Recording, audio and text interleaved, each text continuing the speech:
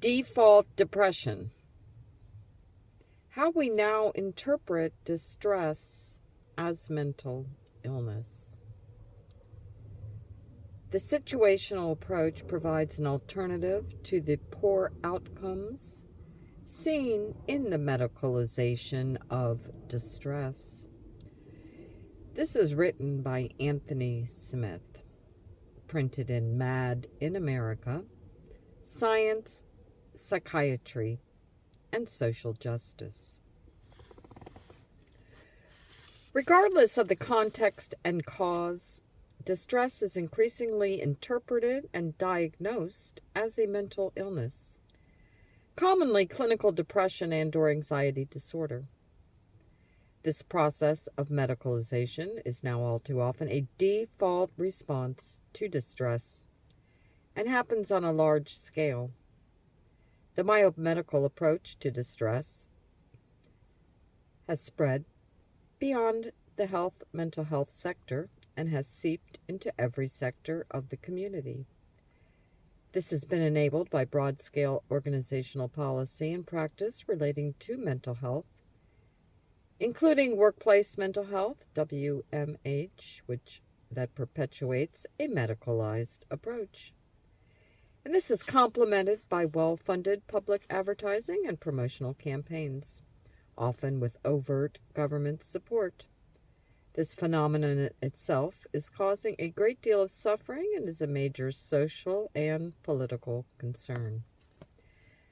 Despite huge budgets for suicide prevention and mental health initiatives in Australia over the last several decades, there have still been continuing increases in the number of suicide deaths, the number of diagnoses of mental disorders, and numbers of prescriptions for potentially harmful antidepressants and increasingly dangerous antipsychotics.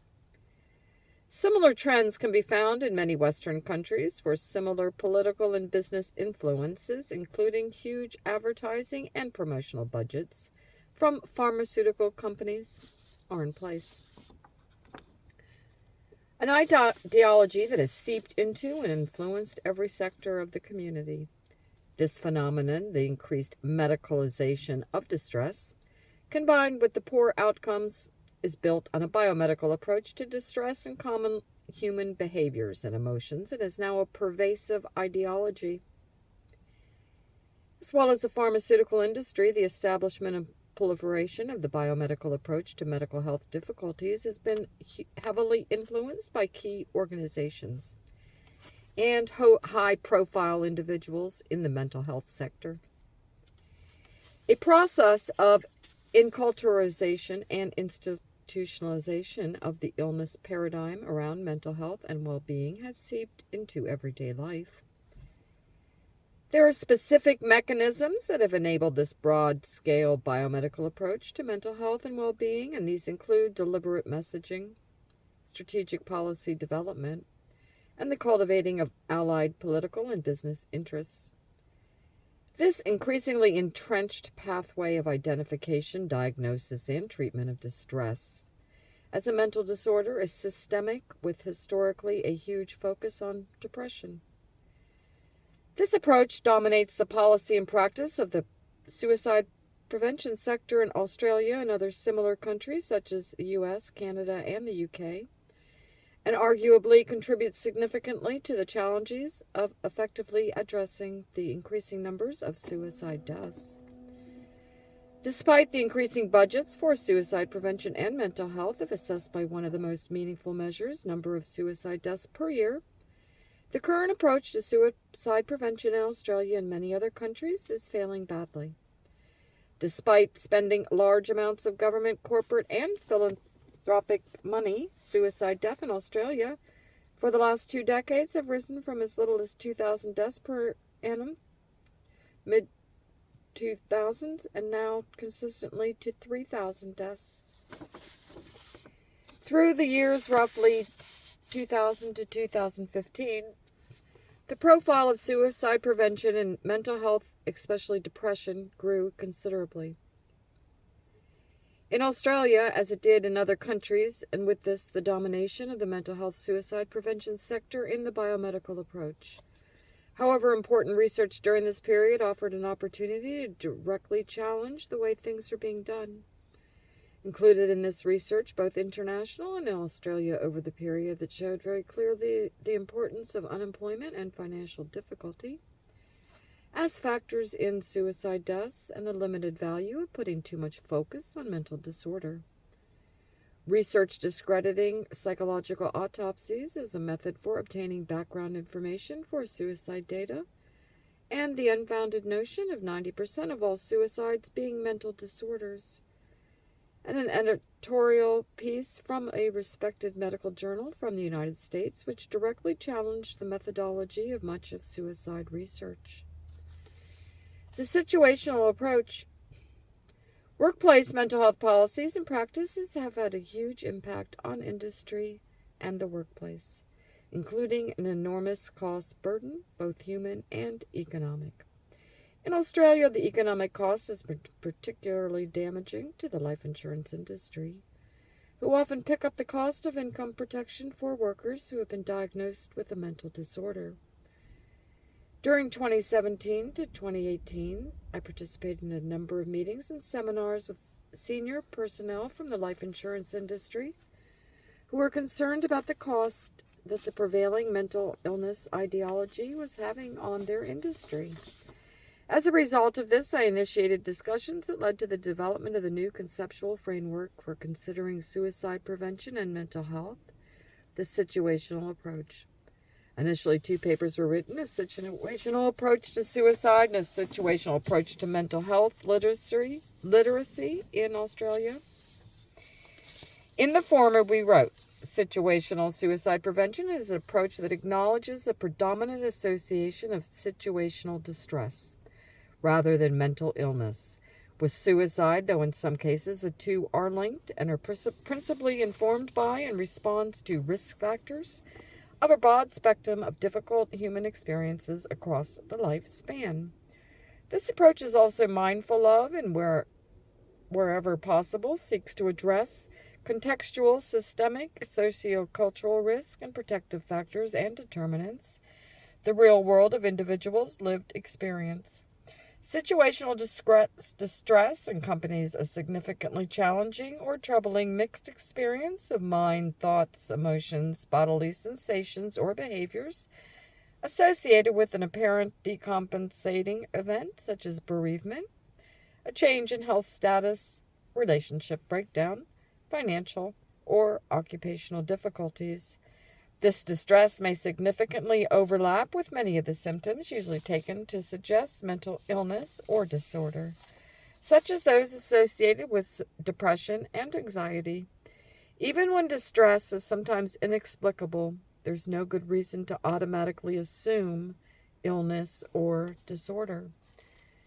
While acknowledging the fundamental importance of the social determinants of mental health, the situational approach also acknowledges the need to consider the level of the individual, that there are times when an individual's personal characteristics have a significant role to play in their well-being, and in the case of the onset, management, and resolution of psychological distress.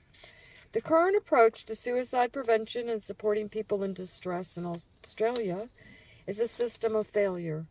The current approach is dominated by influential organizations and self-anointed mental health experts who work aggressively to perpetuate an unhelpful, over-medicalized approach to distress, just like in the United States. That's my addition.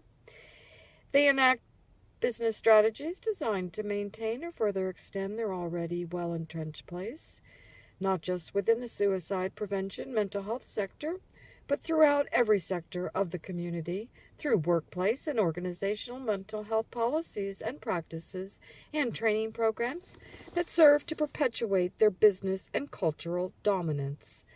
The situational approach resonated with a few of insurance industry personnel and academics, and I was encouraged to investigate this topic further, using the situational approach as a guiding conceptual framework.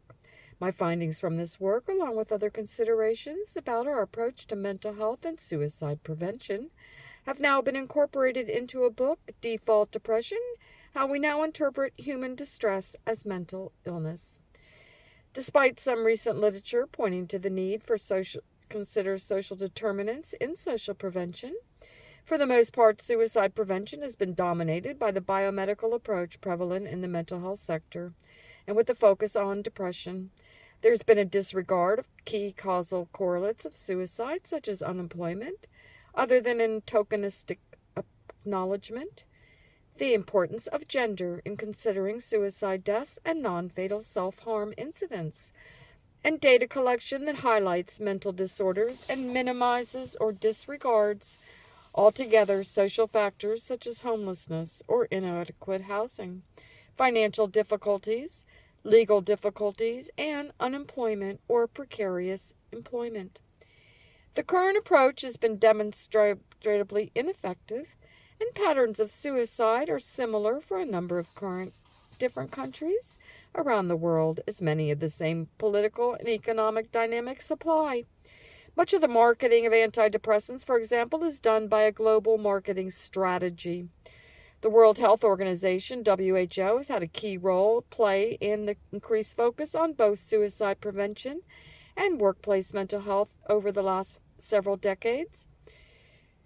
WHO has openly encouraged countries to place suicide prevention high on their agenda, and the national governments of the US, Canada, and UK have accordingly published strong policies promoting suicide prevention. Closely related to this in terms of the impact on communities, WHO has also taken on a strong leadership role in the rise of profile of workplace mental health. However, despite their intention of helping to meet the support needs of workers in distress, WHO has been heavily influential in spreading some of the limitations of the current approach, including perpetuating the ambiguity and confusion around key terms and concepts in the workplace mental health literature. The spread of the medicalization of distress. The medicalization of distress has spread through culture and bureaucracies of the mental health sector, organizational policy and practice in business and community sectors, and general practice.